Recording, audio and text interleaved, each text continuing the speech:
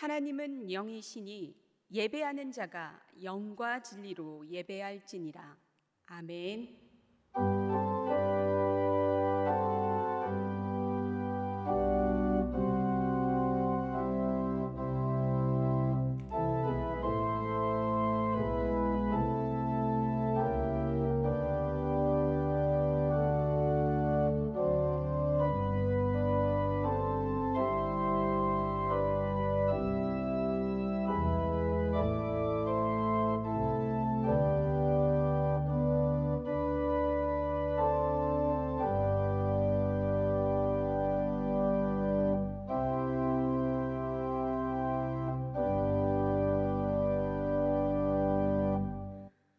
지난 한 주간도 저희들을 주님의 품 안에 거하게 하시며 우리의 몸과 마음을 눈동자처럼 지켜주심에 감사를 드립니다.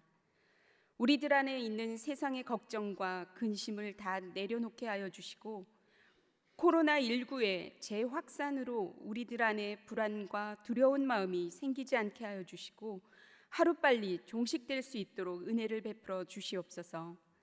이 시간 진리로 충만케 하여 주셔서 주의 기이한 법들을 보게 하시며 하나님의 선하시고 기뻐하시고 온전하신 뜻이 분별되어지는 예배되게 하여 주시옵소서. 살아계신 예수 그리스도의 이름으로 기도합니다.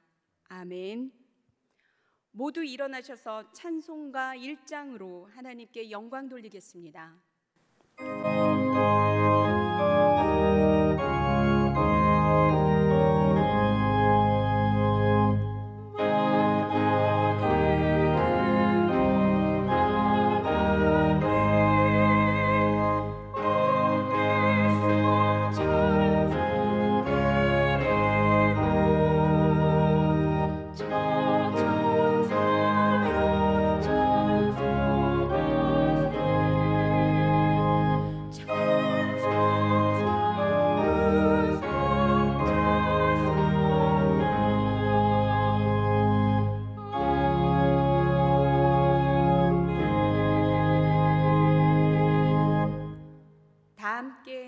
성시교독하겠습니다.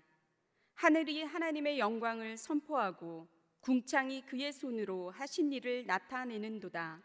그의 소리가 온 땅에 통하고 그의 말씀이 세상 끝까지 이르도다.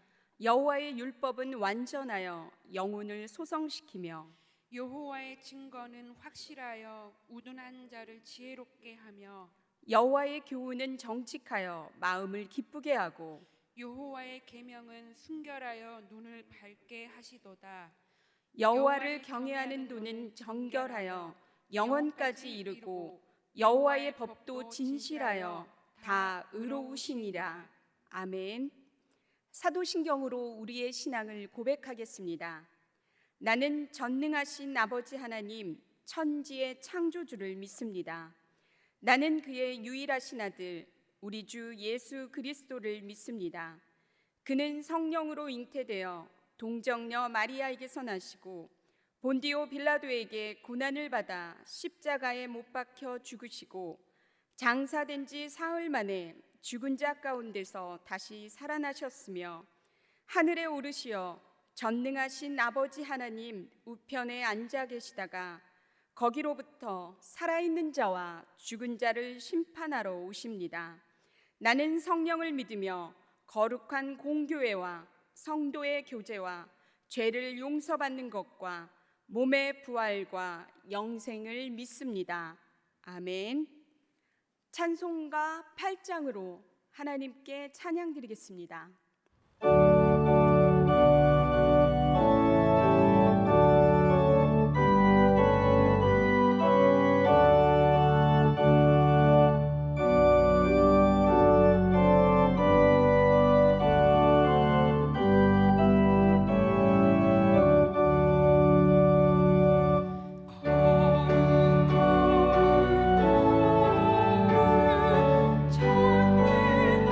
전능하신 주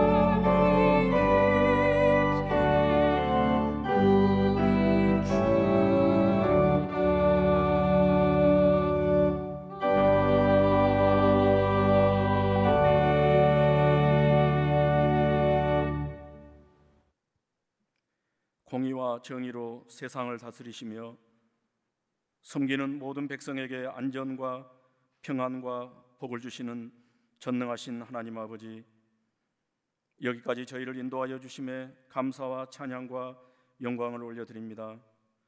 코로나19의 엄중한 상황 속에서도 온라인 예배로 살아계신 하나님 아버지께 예배드리게 하시니 감사드립니다.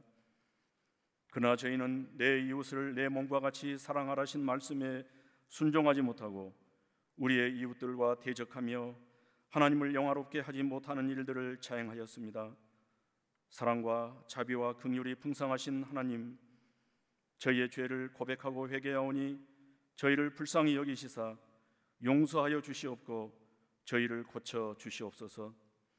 역사의 주인이 되시며 이 민족을 사랑하시는 하나님 아버지, 우리 민족은 유례가 없는 기나긴 장마와 한반도를 강타한 태풍과 특별히 교회발 코로나19로 인하여 심히도 어렵고 두려운 상황에 직면해 있습니다. 교회가 불법과 거짓을 아무렇지 않게 행하고 죄를 짓고도 회개할 줄 모르는 자만심으로 가득합니다. 이로 인하여 세상이 교회를 경원시하며 염려하는 지경에 이르렀습니다. 히스기야의 간절한 기도에 응답하신 하나님만을 의지하고 기도로 나아가는 이 민족의 영적 지도자와 저희가 되게 하여 주시옵소서. 위정자들에게도 지혜를 주시어 이 어려움을 잘 극복해 나갈 수 있도록 도와주시옵소서. 하나님의 때에 하나님의 방법으로 이 땅을, 이 민족을 회복시켜 주시옵소서. 교회의 주인이 되시는 하나님 아버지, 서로 말씀으로 격려하며 함께 기도함으로 마지막 때에 승리하는 영적 공동체 되게 하여 주시옵소서. 세상의 가문 이설에 속아 넘어가는 어리석음을 범하지 않게 하시고 오직 여호와 하나님만을 의지하며 문제의 해결을 받게 하여 주시옵소서. 모세를 사용하여 이스라엘 백성을 애굽에서 인도하신 하나님, 저희 교회에도 이 어려운 시기를 함께할 담임 목회자를 보내주시옵소서. 그리하여 우리 안에 있는 모든 아픔과 상처, 흩어진 마음들이 회복되고 치유되게 하여 주시옵소서.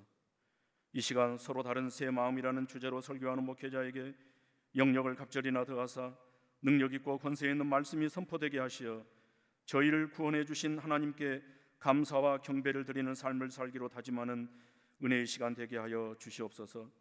하나님, 예배를 위하여 정성껏 준비한 찬양을 받아주시고 예배를 돕는 성도들의 수고를 기억하사 복의 복을 더하여 주시옵소서. 두세 사람이 내 이름으로 모이는 곳에는 나도 그들 중에 있느니라 하신 예수님의 이름으로 기도합니다. 아멘.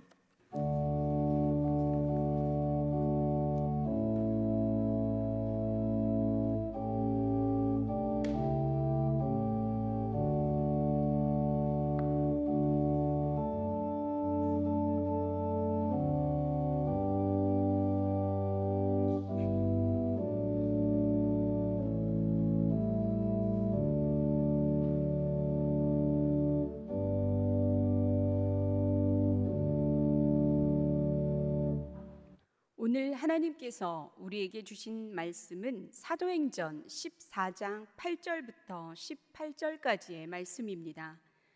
이 말씀은 신약성경 211쪽에 나와 있습니다. 하나님의 말씀을 봉독합니다. 루스드라에 발을 쓰지 못하는 한 사람이 앉아 있는데 나면서 걷지 못하게 되어 걸어본 적이 없는 자라. 바울이 말하는 것을 듣거늘 바울이 주목하여 구원받을 만한 믿음이 그에게 있는 것을 보고 큰 소리로 이르되 내 발로 바로 일어서라 하니 그 사람이 일어나 걷는지라. 무리가 바울이 한 일을 보고 루가오니아 방언으로 소리질러 이르되 신들이 사람의 형상으로 우리 가운데 내려오셨다 하여 바나바는 제우스라 하고 바울은 그 중에 말하는 자이므로 헤르메스라 하더라. 시외 제우스 신당의 제사장이 소와 화환들을 가지고 대문 앞에 와서 무리와 함께 제사하고자 하니 두 사도 바나바와 바울이 듣고 옷을 찢고 무리 가운데 뛰어들어가서 소리질러 이르되 여러분이여 어찌하여 이러한 일을 하느냐. 우리도 여러분과 같은 성정을 가진 사람이라. 여러분에게 복음을 전하는 것은 이런 헛된 일을 버리고 천지와 바다와 그 가운데 만물을 지으시고 살아계신 하나님께로 돌아오게 함이라. 하나님이 지나간 세대에는 모든 민족으로 자기들의 길들을 가게 방임하셨으나 그러나 자기를 증언하지 아니하신 것이 아니니 곧 여러분에게 하늘로부터 비를 내리시며 결실기를 주시는 선한 일을 하사 음식과 기쁨으로 여러분의 마음에 만족하게 하셨느니라 하고, 이렇게 말하여 겨우 무리를 말려 자기들에게 제사를 못하게 하니라. 아멘. 하나님께서 이 말씀을 통하여 은혜 주시기를 원합니다.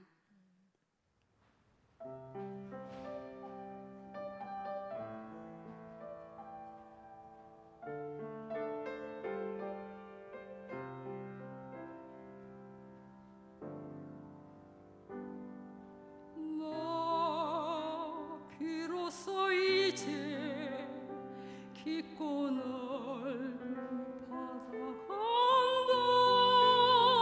두려움에 떨고 있는 내 손을 주는 결코 놓치지 않으셨다. 나 비로소 이제 폭풍을 뚫고 간다. 비바람에 흔들리는 나 약한 나를 잡아주시는 그분은 나의 주님. 주 나를 놓지 마소서. 이 깊고 넓은 바다에 홀로 내 삶의 항해의 끝이 되시는 주님이시여. 나 의지합니다. 날 포기하지 마소서. 나 잠시 나를 의지하여도 내 삶의 항해의 방향을 잡아주시옵소서.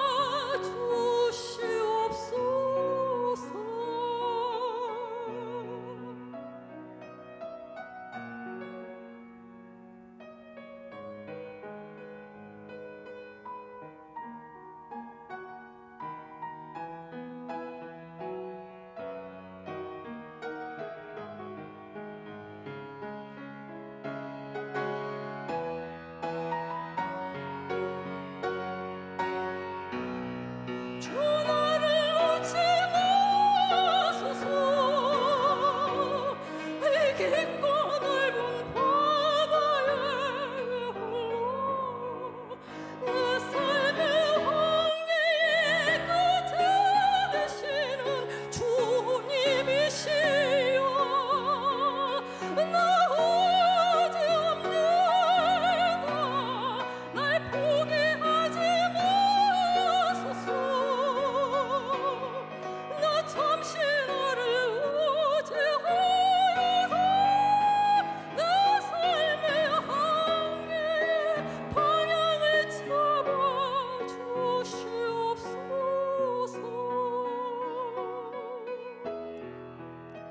이 깊은 바다에 날 홀로 버려 두지 마소서.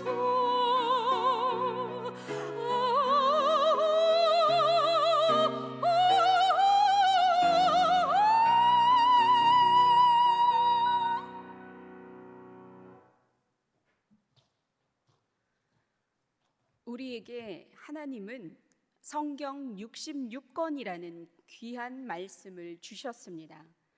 똑같은 예수님을 기록해도 저자들이 어떤 관점에서 바라보냐에 따라 서로 다르게 묘사하는 것을 보게 됩니다. 특히 복음서를 보면 똑같은 사건을 바라보는 시선도 서로 다른 관점에서 유대인의 입장에서 이방인의 입장에서 다르게 말하는 것을 볼 수 있습니다. 마태가 살았던 삶의 지경에서 바라보는 것과 마가가 바라보는 것과 누가가 바라보는 것은 서로 다릅니다. 어떤 상황이나 사건을 다르게 바라보는 것은 자신들의 환경에 따라, 그 지역의 문화에 따라, 가치관에 따라 형성되어졌을 것입니다. 오늘 성경도 한 사건이 일어났는데 세 유형의 사람들이 서로 다른 마음으로 바라보는 것을 볼 수 있습니다. 오늘 본문 말씀을 통하여 세 가지 유형의 사람들을 살펴보고 우리의 마음은 어떠해야 하는지, 우리들의 태도와 반응은 어떠해야 하는지, 하나님이 어떤 분이신지를 살펴보도록 하겠습니다. 첫 번째는 8절부터 10절까지로 병고침을 받은 한 사람의 이야기입니다. 이 사람 마음 안에는 이 마음이 있었습니다. 8절부터 10절을 봉독하겠습니다. 루스드라에 발을 쓰지 못하는 한 사람이 앉아 있는데 나면서 걷지 못하게 되어 걸어본 적이 없는 자라. 바울이 말하는 것을 듣거늘 바울이 주목하여 구원받을 만한 믿음이 그에게 있는 것을 보고 큰 소리로 이르되 내 발로 바로 일어서라 하니 그 사람이 일어나 걷는지라. 아멘. 루스드라 성에 나면서부터 한 번도 걸어본 적이 없는 사람이 있었습니다. 이 사람을 주목하여 보던 바울이 그 안에 구원받을 만한 믿음이 있는 것을 보고 그 사람을 고쳐주었습니다. 그 사람 안에 있었던 구원받을 만한 믿음이 무엇이었기에 고침을 받았는지 보겠습니다. 9절 말씀을 보면 바울이 말하는 것을 그 걷지 못하는 사람이 들었다는 내용이 나옵니다. 성경은 그 표현을 듣거늘이라는 말로 표현합니다. 듣거늘이라는 단어 헬라어 에쿠세는 관심을 가지고 듣고 마음을 다해서 듣고 열심히 듣는다라는 뜻을 가지고 있습니다. 한 번도 걸어보지 못한 그 사람은 건성으로 바울의 말을 듣지 않았습니다. 관심을 가지고 온 마음을 다해 열심을 다해 바울이 말하는 것을 간절함으로 들었습니다. 예수님이 겟세마네 동산에서 땀방울이 핏방울이 되어 기도했던 그 간절한 심정으로 바울이 전하는 예수님에게 집중했습니다. 예수님에게 집중했을 때 바울이 말씀이 선포되는 자리로 나왔을 때 성령 하나님은 그 사람의 마음 안에 구원받을 만한 믿음이 있다는 것을 바울에게 보이시고 고쳐주셨습니다. 간절한 마음을 갖고 있는 사람이 있고 그 마음을 성령 하나님이 누군가에게 보게 하시고 그 마음 안에 있는 구원받을 만한 믿음이 있는 것을 본 사람이 나사렛 예수 그리스도의 이름으로 명하노니 내 발로 바로 일어서라 선포할 때에 이적이 일어났습니다. 고침받은 사람을 통해 우리가 알 수 있는 것, 그 마음 안에 있었던 구원받을 만한 믿음은 예수 그리스도를 믿는 간절한 마음이었습니다. 말씀이 선포되는 자리에 걷지 못하던 사람이 간절함으로 나왔던 것처럼 하나님은 오늘 우리에게도 간절한 마음으로 나오기를 원하십니다. 그 간절한 마음은 누군가에게 병고침의 은혜로 임하고 또 누군가에게는 묶여있는 것으로부터 해방, 자유함을 가져다 줄 것입니다. 우리의 간절함은 하나님이 우리에게 가장 필요한 것으로 채워주시는 은혜로 임하게 될 것입니다. 저에게는 간절함으로 기도했을 때 하나님께 고침을 받았던 경험이 있습니다. 하나님을 믿게 된 지 얼마 되지 않았을 때 저에게 일어난 일입니다. 하나님을 믿는다고 고백은 하지만 믿음이 없던 우리 가족들, 특히 저에게 언니는 하나님의 사랑에 대해서, 예수님의 능력에 대해서, 성령님의 역할에 대해서 곧잘 말해주곤 했습니다. 언니가 해준 말 중에서 가장 이해되지 않았던 말이 하나님은 전능하시기 때문에 못할 것이 없다는 말을 자주 하면서 아픈 곳에 손을 얹고 기도하면 고쳐주신다라고 했습니다. 그때까지 저는 아픈 곳이 있으면 병원에 가야지, 무슨 말도 안 되는 소리를 하냐며 언니의 말을 무시했었습니다. 제가 섬기던 교회 청년부에서 챔버팀 팀장으로 열심히 하나님의 말씀을 스펀지처럼 빨아들이며 즐거운 팀 사역을 할 때였습니다. 어느 날 기도회를 인도하며 찬양을 부르며 박수를 치는데 손바닥이 아파서 박수를 칠 수가 없었습니다. 그래서 손바닥을 보았습니다. 오른손 바닥에 뭔가가 튀어나와 있었고 빨갛게 부어 있었습니다. 그래서 같이 기도하던 팀 사람들에게 보여주며 기도 제목으로 내놓았습니다. 그 자리에 있었던 팀원 중 의사가 3명이 있었는데 보고 난 후 모두의 결론은 뼈가 튀어나온 것이라고 병원에 가서 째야 한다는 것과 점점 심해져 많이 아플 거라는 약간 무서운 말을 해주었습니다. 기도회가 끝나고 집에 와서 언니에게 부풀어 오른 손바닥을 보여주며 의사 동생들의 말을 전해 주었습니다. 그 이야기를 들은 언니는 먼저 하나님께 기도하고 병원 치료도 함께 하자고 했습니다. 그 기도회 날 밤이 화요일이었는데 목요일까지 기도해보고 아무런 변화가 없으면 금요일 날 아침에 병원에 가기로 하였습니다. 저는 병원에 가는 걸 정말 싫어하고 겁이 되게 많아 무서워합니다. 그래서 참다 견딜 수 없을 때에만 병원을 가기에 언니와 저는 그 어느 때보다 하나님께 간절한 마음으로 튀어나온 뼈가 들어가게 해달라고 손을 얹고 기도했습니다. 화요일 날 기도하고 자고 아침엔 괜찮겠지 했는데 더 심하게 부어있고 수요일 날 기도해도 아무런 변화는 없고 목요일 날까지도 기도했지만 나아진 것 없이 통증만 더 심해져 갔습니다.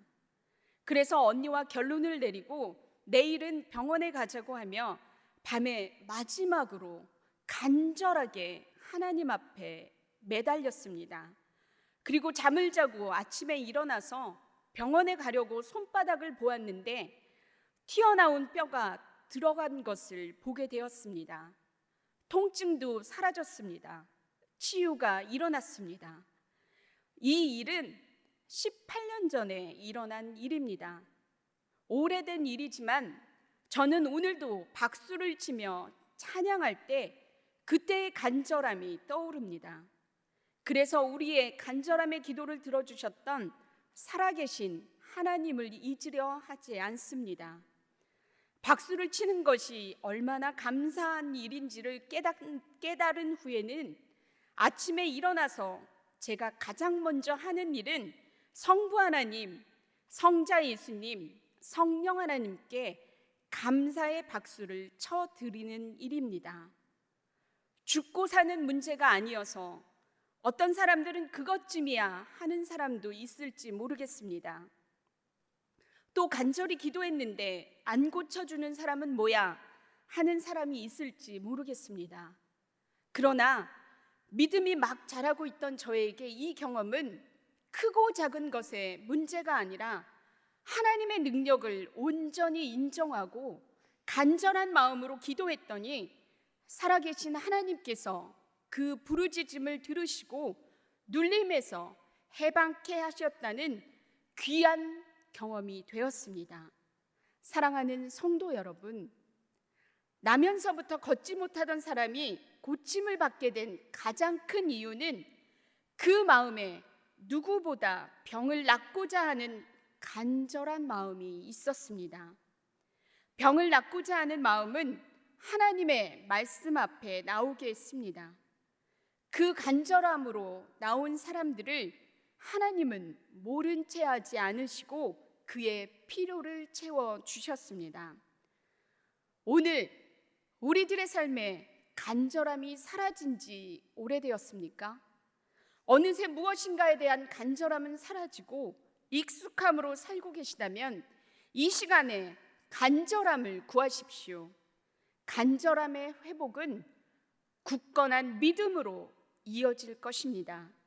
저와 여러분 안에 간절함이 흔들리지 않는 믿음이 되어 하나님을 보게 되는 은혜가 임하길 바랍니다. 아멘. 두 번째는 11절부터 13절까지로 고침을 받은 무리들의 이야기입니다. 무리들의 마음 안에는 이 마음이 있었습니다. 11절부터 13절까지 봉독하겠습니다. 무리가 바울이 한 일을 보고 루가오니아 방언으로 소리질러 이르되 신들이 사람의 형상으로 우리 가운데 내려오셨다 하여 바나바는 제우스라 하고 바울은 그 중에 말하는 자이므로 헤르메스라 하더라. 시외 제우스 산당에 제사장이 소와 화환들을 가지고 대문 앞에 와서 무리와 함께 제사하고자 하니. 아멘. 이 놀라운 치유 사건을 목격한 무리들은 자기들의 방언, 곧 루가오니아 방언으로 목소리를 높여 신들이 사람의 형상을 입고 우리 가운데 내려왔다라고 외쳐댔습니다. 그러고는 인간의 형상으로 온 두 신들의 이름을 지어 바나바는 스스라 하고 바울은 허메라 불렀습니다. 바나바에게 붙여진 스스는 그리스 모든 신들의 우두머리인 제우스를 말하고 바울에게 붙여진 허메는 그리스의 웅변의 신이며 연설의 창시자인 헤르메스를 말합니다.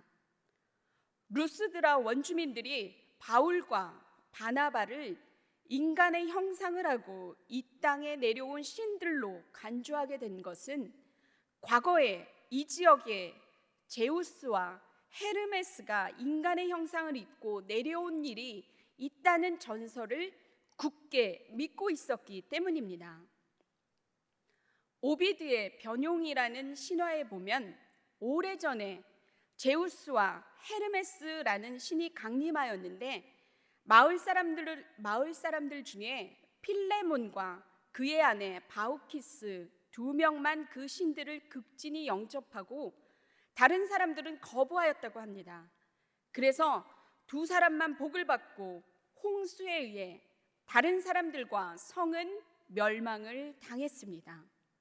이런 신화를 전설처럼 믿고 있던 무리들은 바울과 바나바의 이적을 보면서 제우스와 헤르메스 신이 다시 강림하였다고 생각했습니다.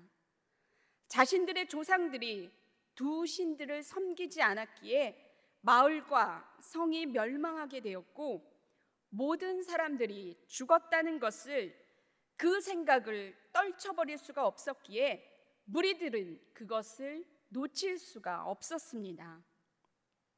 과거의 조상들처럼 어리석게 같은 일을 또 당하게 될까봐 자신들이 이 일을 해결해 보려고 했습니다. 무리들이 마을 사람들을 지키기 위해서 처음 한 행동은 성문 밖에 있는 제우스 신전의 제사장들과 함께 급히 황소와 화관을 준비해 가지고 와서 성문에서 두 사람에게 제사하려고 한 것입니다. 이 성 안에 전해져 내려오는 신화를 굳게 믿고 있던 무리들의 마음속에 자리 잡고 있었던 것은 무엇입니까? 다시 강림한 신을 달래면 전과 같이 마을 사람들이 다 죽게 되는 일은 일어나지 않을 거라는 어리석은 생각은 어디에서 나온 것입니까?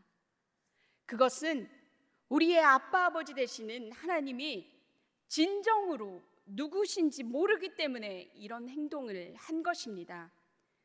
그분이 눈동자처럼 우리를 지키고 계시고 늘 함께 하신다는 것을 모르기에 그 마음 깊은 곳에 자리 잡고 있었던 두려움은 자신들이 해결해 보려는 행동으로 나오게 된 것입니다.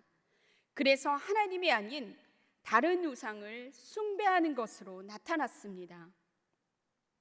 세상의 신들은 우리가 달래야 합니다.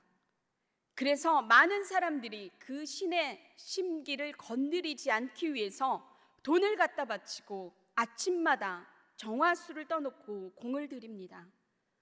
어느 정도 사람들의 공로가 있어야 그 신들이 감동을 받고 자신들의 피로를 채워준다고 믿기 때문입니다. 그러나 우리 하나님은 그런 분이 아니십니다. 우리 하나님은 어떻게 하면 우리에게 웃음을 줄까, 평안을 줄까 하며 고민하고 또 고민하시며 내가 누구를 어떻게 기쁘게 해주지? 누구누구가 나 좀 불러주면 내가 금방 여기 있다 하고 달려갈 텐데 하며 우리들이 기도하기를, 예배드리기를 기다리시는 분이 우리의 아빠 아버지 되시는 하나님이십니다. 사랑하는 성도 여러분, 전능하신 하나님과 세상의 신의 차이점을 꼭 기억하시기 바랍니다. 세상의 신은 그 신에게 우리가 비위를 맞추지만 하나님은 우리가 맞추는 것이 아니라 그분이 우리의 눈높이로 내려오셔서 우리 마음 안에 있는 감정들을 비롯한 모든 문제들을 해결해 주시려고 한다는 것이 엄격하게 다른 차이점입니다. 우리 하나님은 이렇게 우리 안에 있는 작은 감정까지도 관심이 있으셔서 늘 노심초사하시는데 우리들은 하나님을 너무 가볍게 세상의 신들과 동급으로 생각하고 있지 않은지 생각해 보아야 합니다. 그래서 하나님과 세상의 신들 사이에서 머뭇머뭇거리기도 하고 하나님께 적당히 비율을 맞춰서 자신들에게 일어날 수도 있는 위험을 막기 위해 하나님 이 정도 예배 드리면 됐죠. 시간 드렸잖아요. 교회 봉사했잖아요. 헌금 많이 하고 있잖아요. 하며 타협을 하곤 합니다. 우리 하나님은 우리가 그렇게 낮은 급으로 뭔가를 쥐어줬을 때 행하시는 분이 아니십니다. 혹시 예배를 들으시는 분 중에서 한 분이라도 이런 마음을 갖고 계신 분이 계시다면 멈추시는 은혜가 임하길 바랍니다. 아멘. 하나님께서 우리에게 주시고자 하는 마음은 두려운 마음도 아니고 우리를 협박해서 뭔가를 받아내려고 하는 것도 아닙니다. 그분이 우리에게 주시고자 하는 마음은 오직 이 마음이라고 요한복음 14장 27절은 기록하고 있습니다. 평안을 너희에게 끼치노니 곧 나의 평안을 너희에게 주노라. 내가 너희에게 주는 것은 세상이 주는 것과 같이 아니하리라. 너희는 마음에 근심하지도 말고 두려워하지도 말라. 아멘. 사랑하는 성도 여러분, 두려움은 하나님이 주시는 것이 아닙니다. 두려움을 극복할 수 있는 비결은 하나님이 우리들에게 어떤 존재라는 것을 아는 것으로부터 출발합니다. 세상에 어떤 아버지가 자식을 위협해서 두렵게 해서 뭔가를 취하겠습니까? 하나님이 우리들에게 어떤 존재라는 것을 알게 될 때에 마음 안에 있는 두려움이 평안으로 바뀌게 될 것입니다. 세 번째는 14절부터 18절까지로 하나님께 귀하게 사용받은 바울과 바나바 두 사도의 이야기입니다.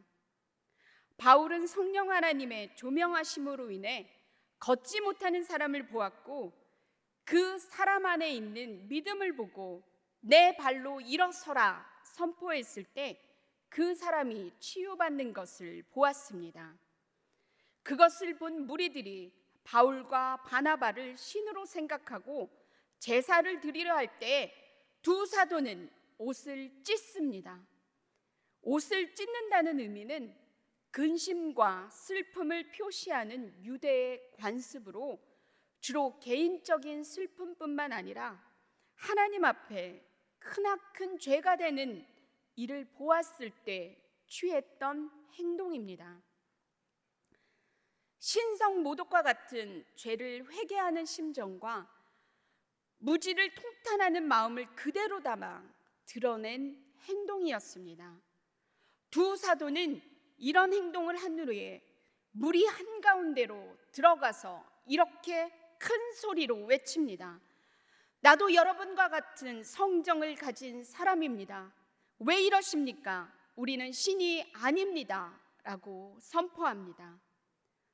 자신들에게 제사를 지내려고 하는 사람들에게 바울은 두 가지를 선포하며 복음을 전하는 이유와 하나님이 어떤 분이신지를 말하고 있습니다. 본문 15절과 17절의 말씀입니다. 이르되 여러분이여 어찌하여 이러한 일을 하느냐? 우리도 여러분과 같은 성정을 가진 사람이라. 여러분에게 복음을 전하는 것은 이런 헛된 일을 버리고 천지와 바다와 그 가운데 만물을 지으시고 살아계신 하나님께로 돌아오게 함이라. 그러나 자기를 증언하지 아니하신 것이 아니니 곧 여러분에게 하늘로부터 비를 내리시며 결실기를 주시는 선한 일을 하사 음식과 기쁨으로 여러분의 마음에 만족하게 하셨느니라 하고.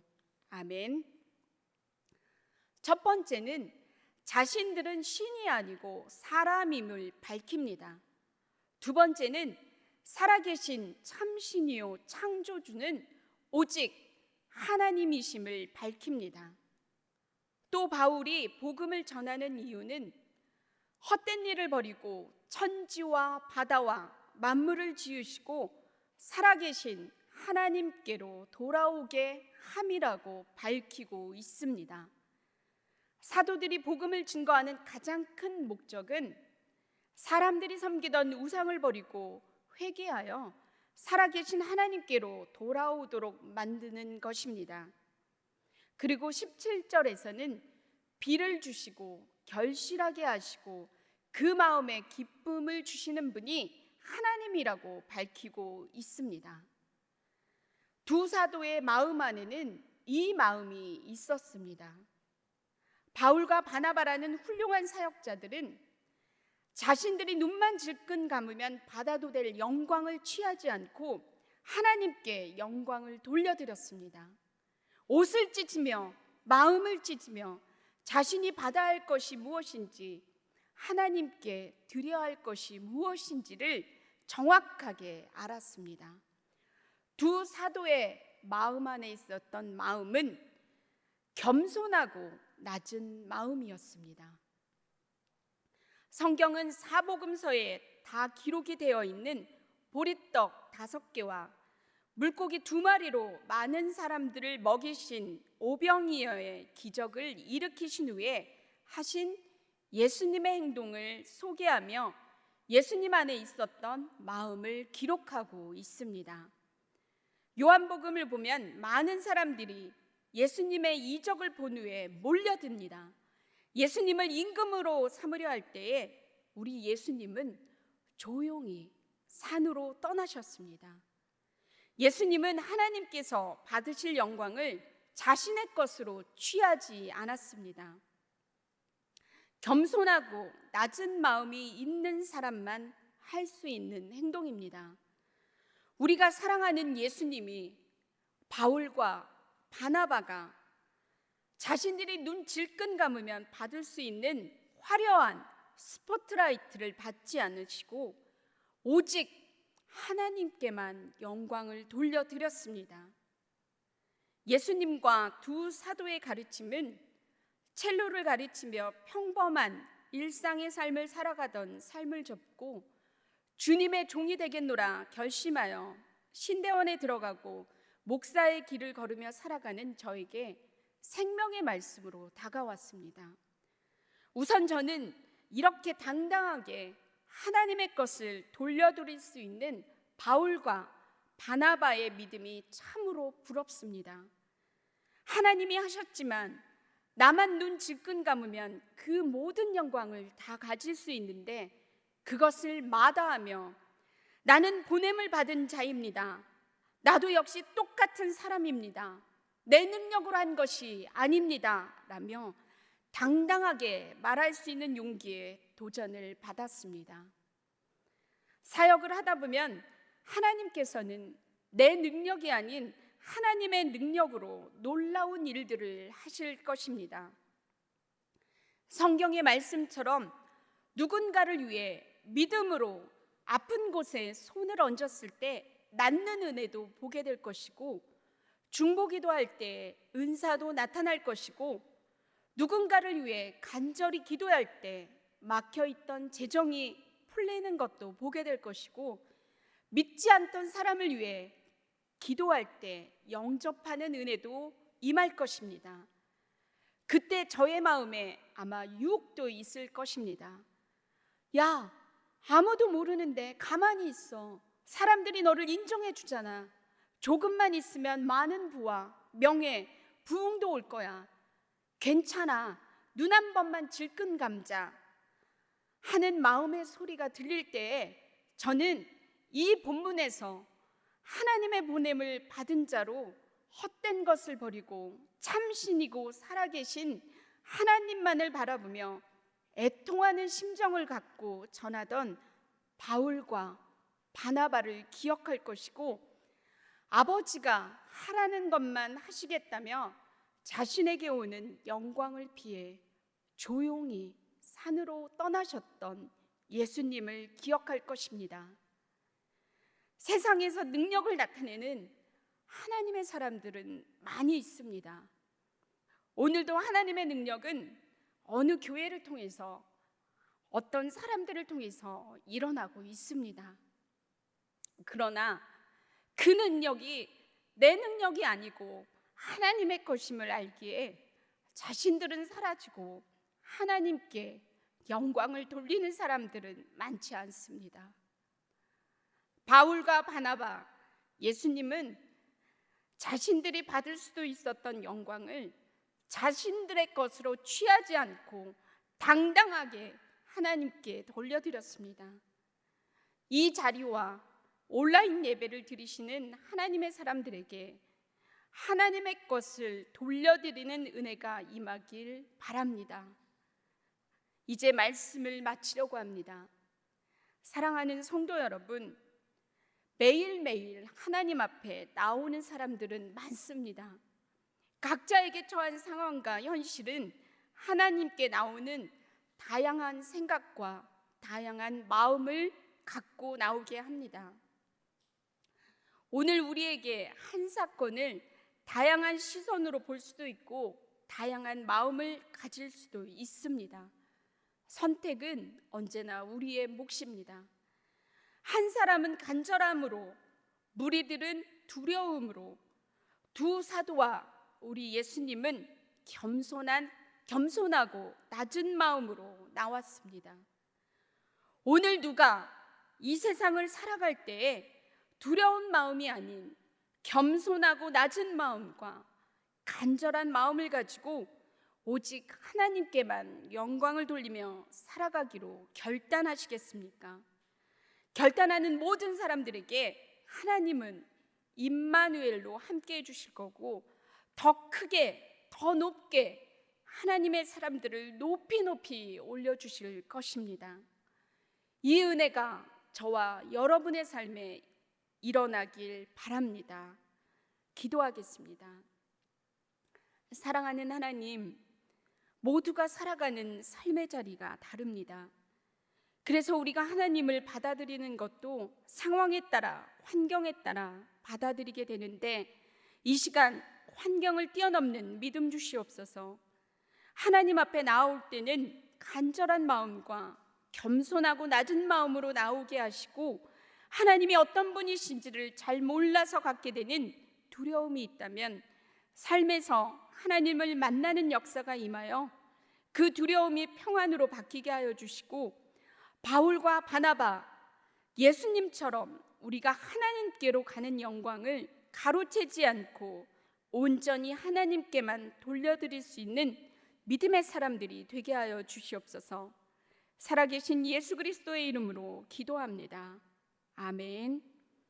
찬송가 314장으로 하나님께 찬양하겠습니다.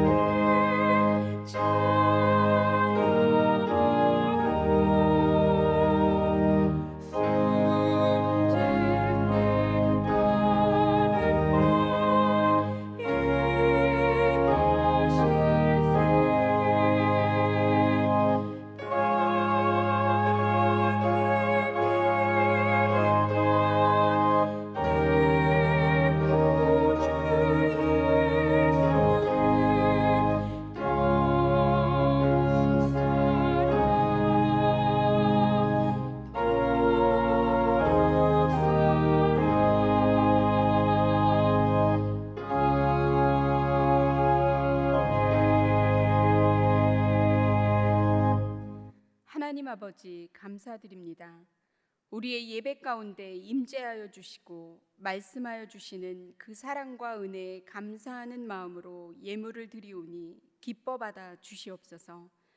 모든 것이 주의 것임을 고백하며 11조 헌금을 감사, 주일, 비전, 전도, 선교 헌금을 드립니다. 이 예물이 사용되어지는 곳에 예수 그리스도의 십자가의 복음이 전해지므로 하나님의 나라가 확장되게 하여 주시옵소서. 드리는 손길마다, 가정마다, 일터마다 복의 복을 더하사 더 많은 것으로 나누며 베푸는 삶을 살아가게 하여 주시옵소서. 살아계신 예수 그리스도의 이름으로 기도합니다. 아멘. 교회 소식을 말씀드리겠습니다. 오늘 주일 낮 1부, 2부, 3부 예배와 4부 청년부 예배, 교회학교, 영화부, 유치부, 아동부, 중고등부, 영어학교 예배와 글로벌 예배, 농인부 예배는 온라인 예배로 드립니다.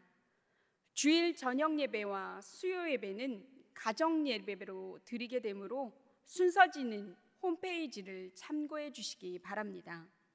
새벽 기도회는 각 가정에서 말씀 묵상으로 합니다. 임시당회가 오늘 오후 7시 제2교육관 3층에서 있습니다. 정기당회가 다음 주일 9월 6일 오후 3시 30분에 3회의실에서 있습니다. 아동부 여름 성경학교가 코로나로 인하여 연기되었습니다. 다른 내용은 주보를 참고해 주시기 바랍니다. 우리 다 함께 일어나셔서 찬송가 635장 찬송하겠습니다. 하나님